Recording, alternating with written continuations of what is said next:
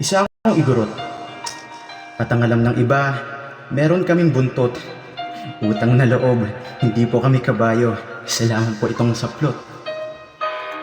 Isa akong igorot, lumaki sa kabundukan dito sa perlas ng silanganan.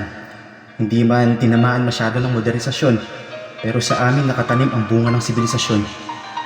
Limitado ang kalaman at limitado ang kagamitan, pero higit sa karunungan ng kabundukan na nagsilbing paaralan nitong lahing pinagmulan. Isa akong igorot. Sabi nila, kami ay kakaiba.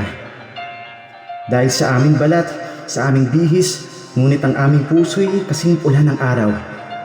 Nag-aalab para sa lupaing sinilangan, sa tradisyon, sa kultura ng aming yaman. Isa akong igorot. Ang aming kultura ay buhay. Sa bawat ritual, sa bawat palakpak, naroon ang panggalang sa kalikasan. Sa lupang nagbigay ng aming kinabukasan at sa mga anito na gabay sa aming daan. Kami ay igorot. Pilipino rin kami. Magkakaiba man ang wika, ngunit may dugong bughaw at hindi banyaga. Kami ay igorot. Hindi lang sa pangalan, sa bawat ugat, tibok ng puso at galaw ng katawan.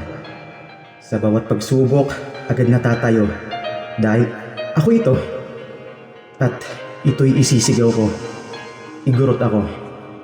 Salamat po sa pakikinig.